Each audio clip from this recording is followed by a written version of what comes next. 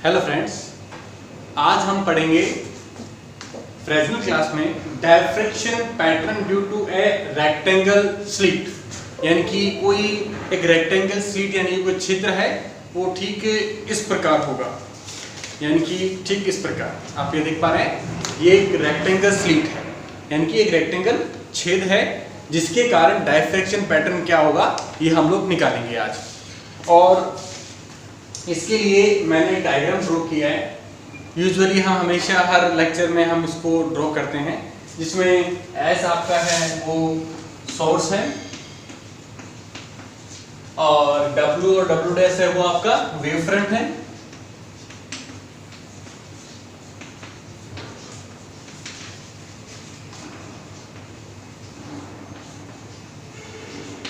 और आपका जो PQRS, ये जो PQRS है ये आपका रेक्टेंगल स्लिट है। आपका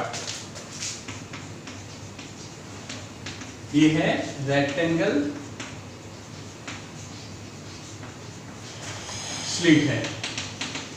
और ये GF जो ये है इसे मैं यहां पर MN कर देता हूं। ये MN आपकी स्क्रीन है, MN आपकी स्क्रीन है। और G और F है ये आपके ज्योमेट्रिकल शैडो के पॉइंट हैं।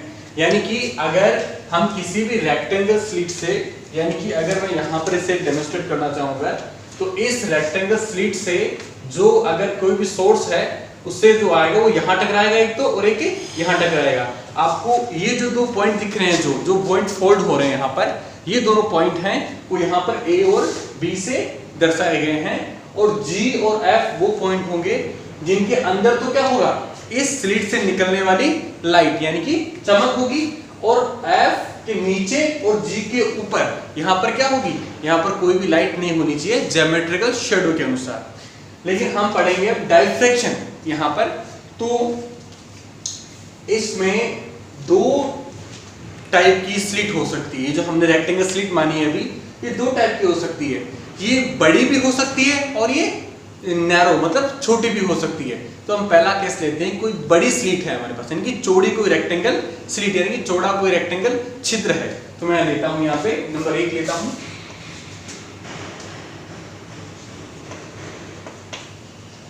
रेक्टेंगुलर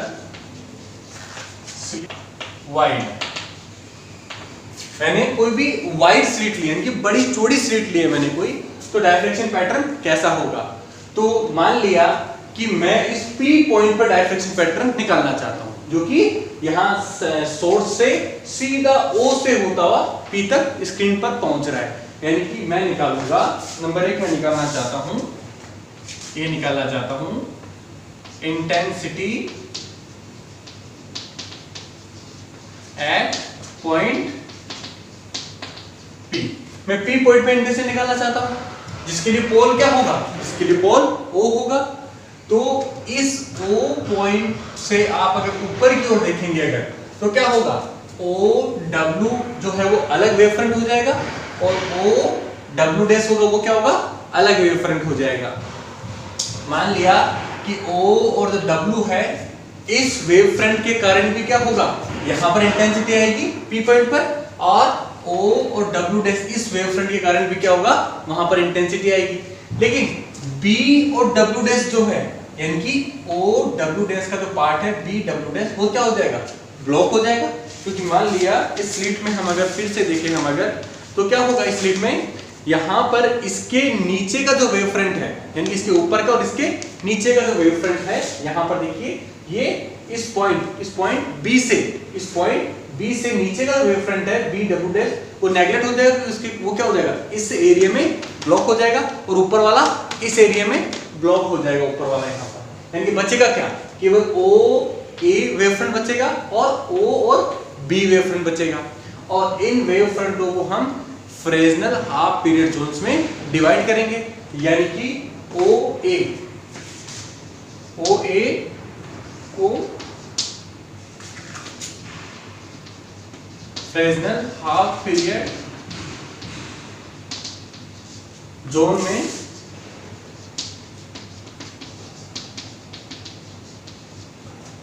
डिवाइड करने पर इसको डिवाइड करेंगे तो क्या होगा, इसके कारण जो एम्पलीट्यूड यहां मिलेगा। तो एक ये भी है कि हमें ये नहीं पता है कि O से A तक कितने हाफ पीरियड जोन आ रहे हैं, हमें इसकी कैलकुलेशन नहीं है।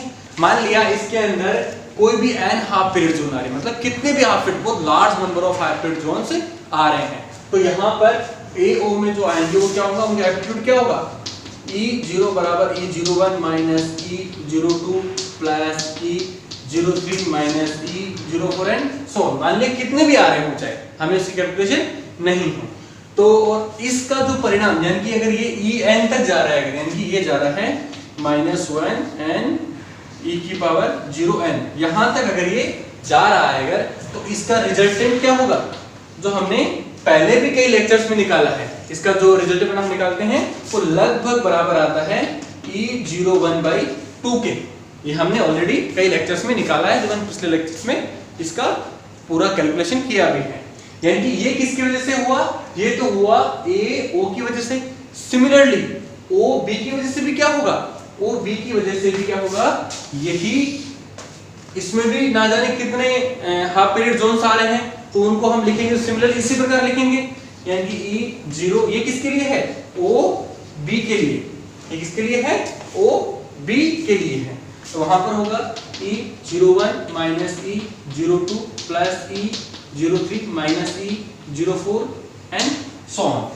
और इसको भी हम ठीक इसी प्रकार लिख सकते हैं। तो क्या लिखेंगे हम इसका परिणाम, वो लिखेंगे E0 बराबर E01/2, ये हम लिखेंगे। और हमें जो P पर जो इंटेंसिटी मिल रही है वो इन दोनों की वजह से मिल रही है। तो यानी कि P पर जो एम्पलीट्यूड होगा, यानी कि resultant amplitude at point P, वो क्या होगा, वो होगा E बराबर E01/2 प्लस E01/2। यानी कि इस वेव फ्रंट के कारण A और O के कारण वो क्या आया, E01/2, और इस O और B के कारण क्या आया, E01/2। मैंने इन दोनों को यहाँ पर जोड़ दिया और मुझे एम्पलीट्यूड क्या मिला, E01 मिला। और यहाँ पर अगर मैं इंटेंसिटी निकालूं, इंटेंसिटी एट पॉइंट P निकालूं, तो क्या होगा, E का स्क्वायर, यानी कि रिजल्टेंट एम्पलीट्यूड का स्क्वायर होगा। और यहाँ पर E की वैल्यू रखने पर क्या होगा, E01 का स्क्वायर। ये हमें P पॉइंट पर इंटेंसिटी मिलेगी, ये हमें P पॉइंट पर इंटेंसिटी मिलेगी AO और OB की वजह से।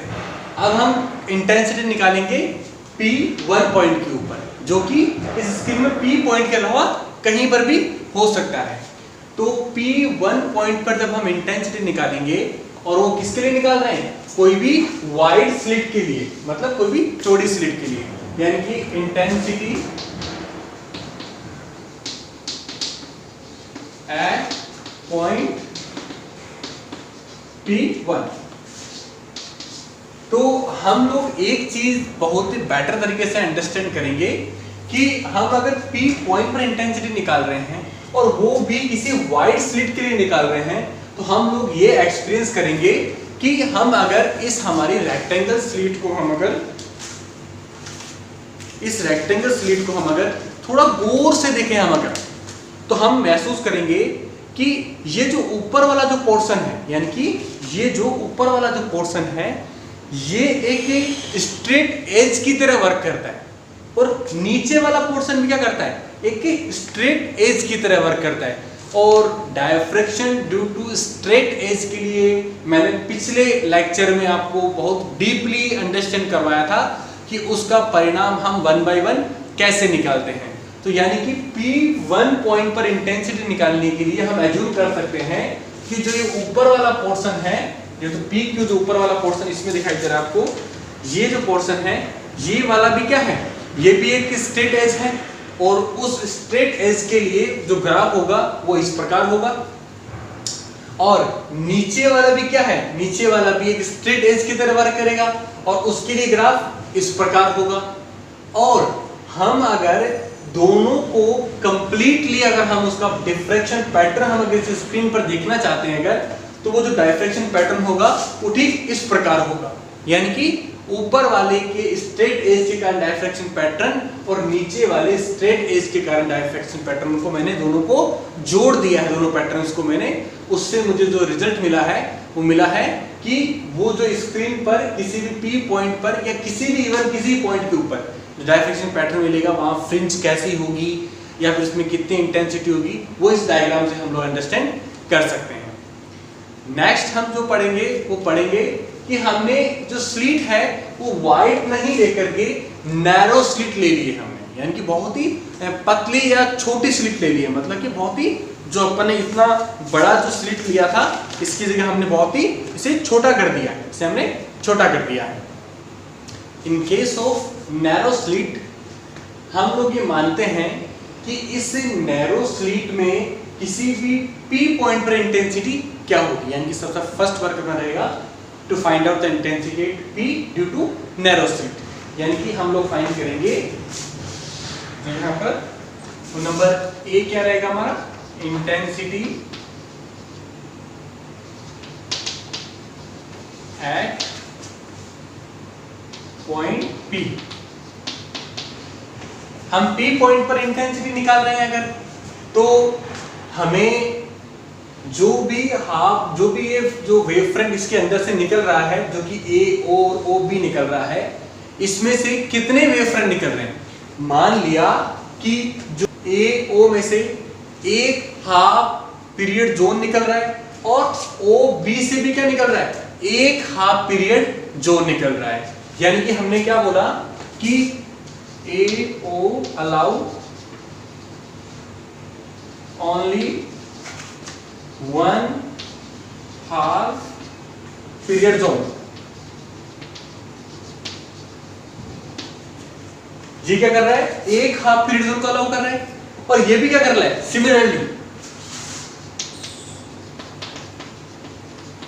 सिमिलरली ओबी, यानी कि दोनों ने क्या किया है, एक एक हाफ पीरियड जोन को अलाउ किया है, तो यानी कि इनका रिजल्टेंट एम्पलीट्यूड क्या होगा, रिजल्टेंट एम्पलीट्यूड वो क्या होगा, ओ ए की वजह से क्या होगा, वो E01, यानी इसने क्या किया, एक को अलाउ किया, और प्लस E01 इसने भी क्या किया, इसने भी एक को अलाउ किया, तो यहां पर कितना आएगा 2E01, ये इसका वो आ जाएगा। और इसकी अगर आप इसकी इंटेंसिटी निकालेंगे तो इंटेंसिटी क्या होगी, वो होगी E का स्क्वायर, यानी कि इसके रिजल्टेंट एम्पलीट्यूड का स्क्वायर होगा। तो यहाँ पर जो इंटेंसिटी वो क्या आएगी, 2E01 का square is equal to 4E01 का स्क्वायर, यानी कि आप नोट कर रहे हो कि हम वाइड वाला जब हमने केस लिया था तो वह इंटेंसिटी क्या आई थी, केवल E01 का स्क्वायर आई थी, लेकिन नैरो स्लिट लेने पर क्या आ रहा है, वहां पर 4 आ रहा है, यानी कि नैरो स्लिट लेने पर इंटेंसिटी इस पी पॉइंट पर ज्यादा हो जाती है, मतलब बढ़ जाती है इंटेंसिटी। अब ये है कि अगर वो पी पॉइंट पर 2 को अलाउ करता है, अगर 2 जोन्स को अलाउ करता है तो क्या होगा, तो यहां होगा कि ओ ए की वजह से क्या होगा, E बराबर होगा E01 माइनस E02, यानी कि इस OA ने कितने अलाउ कर दिए, 2 हाफ पीरियड जोन अलाउ कर दिए, और सिमिलरली OB ने भी क्या किया, 2 हाफ पीरियड जोन अलाउ कर दिए, यानी कि OB है वो भी क्या कर रहा है, 2 हाफ पीरियड जोन अलाउ कर रहा है इस प्रकार। और दोनों का रिजल्टेंट जो क्या होगा, वो होगा दोनों के कारण, इन दोनों के कारण रिजल्टेंट पी पॉइंट पर क्या होगा, E बराबर E1 प्लस E2 बराबर क्या होगा, ये होगा E01 minus E02 plus E01 minus E02, और इससे क्या आएगा, इससे हमारा ये आएगा, वो आएगा 2E01 माइनस E02, और मैंने यहाँ पर जोड़ के 2 कॉमन ले लिया, और हमें ये पता है क्योंकि जो E01 है वो लगभग किसके बराबर होता है, E02 के बराबर। हमें मान लेते हैं कि E01 लगभग किसके बराबर है, E02 के बराबर है, तो ये प्रोडक्ट क्या होगा 0, और हमें एम्पलीट्यूड क्या मिलेगा 0, यानी कि जब हमने ओड नंबर लिया, यानी कि जब हमने एक हाफ पीरियड जोन लिया तो इंटेंसिटी इतनी अच्छी मिली हमें, और जब हमने 2 को अलाउ किया तो क्या हुआ, इंटेंसिटी क्या मिली 0, यानी कि P पॉइंट पर इंटेंसिटी जो मिल रही है वो अगर हमें ब्राइट मिल रही है, इसका मतलब odd number of zones allow किए गए हैं। और अगर 0 मिल रही है इंटेंसिटी, अगर हमें P पॉइंट पर कोई भी इंटेंसिटी नहीं मिल रही है, इसका मतलब क्या है, वहां पर इवन नंबर जोन्स अलाउ किए गए हैं। और इसके बाद जो नेक्स्ट नंबर है वो ये है कि हम किसी भी P1 पॉइंट पे निकालेंगे, उसके लिए हम लिखेंगे intensity at P point, intensity at P1 point. P1 point पे इंटेंसिटी निकालते हैं, हम पहले एक बार एज्यूम करते हैं कि कोई भी ओड नंबर लेंगे तो ही क्या होती है, हमें इंटेंसिटी मिलती है। तो यानी कि हम ये मान के चलते हैं कि OA ने और OB ने तीन जोन को अलाउ किया है, यानी कि OA में भी क्या होगा, E01 minus E02 plus E03, इसने 3 जोन अलाउ किए और इसने भी 3 जोन अलाउ किए हैं। और मैंने P पॉइंट को इस प्रकार ले लिया ऊपर, यानी कि ये P से ऊपर बिल्कुल किधर भी ले सकते हो आप, P पॉइंट को मैंने यहां ले लिया, तो क्या होगा, इस P पॉइंट को यहां लेने पर जो मुझे नई चीज मिलेगी वो क्या मिलेगी कि P पॉइंट को लेने पर क्या हुआ, पोल क्या बन जाएगा आपका, O1 इसका पोल बन जाएगा। यानी कि अब वे जो है एरिया है वेव फ्रंट के लिए वो रिडिस्ट्रीब्यूट हो गया, यानी कि ऊपर वाला एरिया तो क्या हो गया, O1 हो गया और नीचे वाला एरिया क्या हो गया, O1 से B हो गया, O1 से B हो गया। और हमें ये भी पता है इस पॉइंट को ऊपर लिया हमने, तो क्या हुआ, ऊपर वाला जो एरिया है जहां से वेव फ्रंट निकलेगा वो छोटा हो गया और नीचे वाला क्या हो गया, बड़ा हो गया। और हमने जो P पॉइंट यानी कि जो O1 जो लिया वो इस प्रकार लिया कि पहले तो क्या कर रहे थे, ये 3 अलाउ कर रहे थे, हमने इस P पॉइंट को ऐसे लिया कि ऊपर वाला तो 2 अलाउ करे और नीचे वाला कितना करे, 4 अलाउ, क्योंकि टोटल कितना हो रहा है, टोटल 6 अलाउ कर रहे हैं, 3 ऊपर वाला और 3 नीचे वाला। लेकिन O1 पॉइंट यहां लेने पर क्या हुआ, O तो अलाउ कर रहा है केवल 2 को, यानी कि इसके लिए जो होगा वो E01 माइनस E02, इसने 2 को अलाउ किया और इसने क्या किया, इसने 4 को अलाउ किया, इसने क्या किया, 4 को अलाउ किया। अगर मैं इसको और बेटर अंडरस्टैंड करूं तो यहां मैंने मान लिया इतने में क्या हुआ, एक वेव फ्रंट अलाउ हुआ, इतने में दूसरा वेव फ्रंट अलाउ हुआ और बाकी नीचे वाले पोर्शन में इसमें एक वेव फ्रंट अलाउ हुआ और यहाँ पर 3 वेव फ्रंट अलाउ किए गए। आप बेटर समझ पा रहे हैं, यानी कि ये नंबर 1, ये नंबर 2, ये नंबर 3, ये नंबर 4, ये नंबर 5 और ये नंबर 6। इसमें से ऊपर वाले जो हैं वो 2 अलाउ किए गए हैं, किसके लिए, P1 पॉइंट के लिए अपर जोन में, और बाकी रिमेनिंग अलाउ किए गए हैं नीचे वाले जोन में से। तो यानी कि ऊपर वाले जोन में से 2 अलाउ किए गए और नीचे जोन में कितने किए गए, 4 अलाउ किए गए। उसके लिए क्या लिखूंगा मैं, E2, किसके लिए, O1 B वाले के लिए, तो वो होगा E01 minus E02 plus E03 और माइनस E04, इस तरह लिख दिया मैंने। अब इन दोनों के कारण परिणामी क्या होगा, रिजल्टेंट किस पर, P1 पॉइंट पर, तो वो होगा resultant amplitude at point P1 point पे क्या होगा, इन दोनों को जुड़ जाएगा, यानी कि E बराबर E1 प्लस E2 बराबर क्या होगा, ये जुड़ेगा पूरा, यानी कि क्या लिखा जाएगा, ये पूरा ये लिखा जाएगा E01 माइनस E02 और फिर ये plus E01 minus E02 plus E03 minus E04, ये पूरा यहाँ पैटर्न लिख दिया गया। इसको हम फर्दर सोल्व करते हैं, इसको हम क्या लिखेंगे, इसको हम लिखेंगे E बराबर, अब देखो इसको मैं 2 टुकड़ों में तोड़ देता हूं या फिर मैं इसको सिंपली लिखता हूं, इसको है ना, मैं वो लिखता हूं ये इस तरीके से E01 माइनस E02 और इस E01 को मैं 2 टुकड़ों में तोड़ देता हूं, यानी कि मैं लिख देता हूं E01/2 और प्लस E01/2 और मैंने इसको ऐसे लिख दिया ना दोनों को।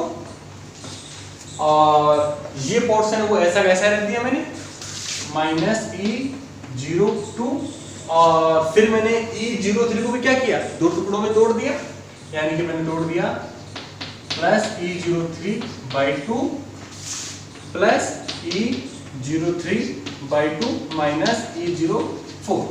मैंने इस तरीके से इसको तोड़ करके लिख दिया है। अब आप नोट करेंगे इन दोनों को देखिए, इस इक्वेशन को हम रीराइट कैसे लिख सकते हैं, इसको हम लिख सकते हैं E बराबर E01 प्लस ये वाला पोर्शन नीचे ले रहा हूं E01/2 ये वाला लिया माइनस E02 ये वाला लिया और फिर ये वाला ले रहा हूं। किस लिए ले रहा हूं, इसका एक स्पेसिफिक रीजन है, उसके लिए मैं ले रहा हूं। ठीक है, मैंने इस टर्म को और इस टर्म तीनों टर्म को अरेंज किया है। प्लस ये वाला टर्म मैं हूबहू लूंगा, वो क्या लूंगा E01/2 minus E02 plus E03/2 और लास्ट क्या बच गया माइनस E04 बच गया। और यहां पर देखें आप, एक चीज देखें आप अगर कि E01 और E03 का दोनों का जो जोड़ बाय 2 होता है वो हमेशा इसके बराबर होता है, जो हमने पिछले कई लेक्चर्स में इसके बारे में डिस्कस भी किया है। यानी कि E02 है वो सिमिलरली बराबर होता है E01 प्लस E03/2 के, यानी कि ये लगभग इसके बराबर होता है। तो इन दोनों का जोड़ है वो क्या होगा, वो इसके बराबर होगा। तो ये टर्म भी क्या हो जाएगा, कैंसिल आउट हो जाएगा, यानी ये टर्म क्या हो जाएगा, ये टर्म 0 हो जाएगा। और सिमिलरली ये टर्म भी क्या हो जाएगा, 0 हो जाएगा। और रिजल्टेंट टर्म हमारे पास क्या बचेगा, वो बचेगा E बराबर E01 माइनस E04। ये हमारे पास रिजल्टेंट एप्रोड बचेगा। कब बचेगा, जब हमने इसमें से 2 को अलाउ किया और 4 को नीचे से अलाउ किया। अब हम ये एग्जांपल लेते हैं कि हम ऊपर वाले पोर्शन में से केवल एक को अलाउ करें, यानी कि यहाँ जो 2 अलाउ किए थे उसकी जगह हम क्या करें, ऊपर वाले पोर्शन से 1 अलाउ करें और नीचे वाले पोर्शन से हम क्या करें, 5 अलाउ करें। टोटल कितने हैं, टोटल 6 है ना, तो 1 ऊपर वाले से और 5 नीचे वाले से। तो हम उसके लिए क्या लिखेंगे, हम उसके लिए लिखेंगे कि A01 जो है वो अलाउ कर रहा है, केवल 1 अलाउ कर रहा है। E01 ऊपर वाला पोर्शन क्या कर रहा है, केवल 1 वेव फ्रंट अलाउ कर रहा है P1 पॉइंट के लिए, और नीचे वाला 5 अलाउ कर रहा है, यानी कि नीचे वाला जो है वो B01 जो है वो अलाउ कर रहा है 5 पे, यानी कि E01 minus E02 plus E03 minus E04 plus E05। ये उसने 5 अलाउ किए। और दोनों का रिजल्टेंट एप्टीट्यूड में लिखूंगा अगर, तो वो क्या लिखूंगा, E लिखूंगा, इन दोनों का जोड़ लिखूंगा। तो पहले ये लिखूंगा E01 फिर प्लस E01 ये वाला minus E02 plus E03 minus E04 plus E05। ये मैं लिख दिया। और इस इक्वेशन को मैं फिर से रीराइट कर सकता हूँ, वो इस प्रकार लिख सकता हूँ E बराबर ये E01 प्लस, इसको मैं 2 टुकड़ों में तोड़ सकता हूँ, यानी कि मैं इसको तोड़ के लिख सकता हूँ E01/2 प्लस E01/2, और इसको मैंने हूबहू रख दिया। और प्लस इसको भी तोड़ सकता हूँ मैं, इसमें E03/2 प्लस यहाँ पर नीचे लिख देता हूँ इसको E03/2 minus E04 plus E05/2 plus E05/2। मैंने इसको पूरे को खोल करके इस तरीके से लिख दिया। अब यहाँ पर आप नोट करेंगे, ये वाला पोर्शन नोट करेंगे और यहाँ पर ये वाला पोर्शन नोट करेंगे। ये वाला पोर्शन है वो सिमिलरली इस वाले पोर्शन की तरह, यानी कि E01 प्लस E03/2 है, किस बराबर हो जाएगा, E02 के बराबर हो जाएगा। सिमिलरली इसकी तरह जो कि यहाँ पर भी था ये पोर्शन, तो ये पोर्शन क्या हो जाएगा, ये पोर्शन 0 के बराबर हो जाएगा। और सिमिलरली यहाँ पर देखो, यहाँ पर हमने एक अप्रोच और लेते हैं, वो लेते हैं E03 प्लस E05/2 है, वो नियरली किसके बराबर होता है, E04 के। ये हम ऑलरेडी डिस्कस कर चुके हैं प्रीवियस लेक्चर्स के अंदर। यहाँ पर ये चीज देने पर क्या होगा, ये वाला पोर्शन जो होगा वो भी क्या हो जाएगा, 0 के बराबर हो जाएगा। तो हमारे बचेगा क्या, E01 और E01/2 जो जुड़ के क्या हो जाएगा 3/2 E01, यानी कि ये हो जाएगा 3/2 E01 प्लस E05, ये हमें मिला। अब देखो एक परिणाम तो हमें ये मिला और एक परिणाम हमें ये मिला। इन दोनों परिणाम में जो डिफरेंस है वो ये है कि पहले वाले में हमने दोनों इवन लिए थे, यानी कि ऊपर वाले में 2 नीचे वाले में 4, यानी दोनों क्या लिए हमने इवन लिए 2 और 4। तो हमें ये एम्पलीट्यूड मिला E01 माइनस E04, यानी कि E01 का भी थोड़ा पार्ट कम हो जाएगा। हमने जब ओड लिया यानी कि 1 और 5, हमने जब क्या लिया ओड लिया 1 और 5 जब हमने लिया तो हमें इंटेंसिटी क्या मिली, हमें एम्पलीट्यूड मिला 3/2, यानी कि E01 तो ऑलरेडी है, यहाँ पर भी E01 है, यहाँ पर भी E01 है, लेकिन यहाँ पर E01 से कुछ कम हो रहा है, पर यहाँ पे क्या हो रहा है E01 में कुछ जुड़ रहा है।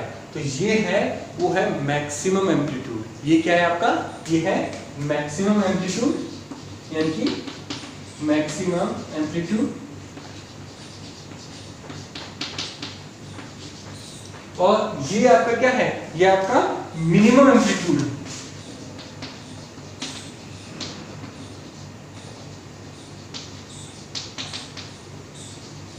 यानी कि हम किसी भी P1 पॉइंट पर जो इंटेंसिटी हमें मिलेगी किसी नैरो स्लिट से, किसी भी नैरो स्लिट से, वो हमेशा डिपेंड किस पे करती है, वो डिपेंड करती है कि उनके जो पोर्शन जहां से वेव फ्रंट निकलेंगे वो इवन में अलाउ करते हैं या ओड पे अलाउ करते हैं। अगर वो इवन में अलाउ करते हैं तो इंटेंसिटी हमें मिनिमम मिलेगी, यानी कि एम्पलीट्यूड मिनिमम इंटेंसिटी क्या होगी, मिनिमम होगी। और अगर वो ओड करते हैं तो हमें वो मैक्सिमम एम्पलीट्यूड मिलेगा और मैक्सिमम इंटेंसिटी मिलेगी। Thank you.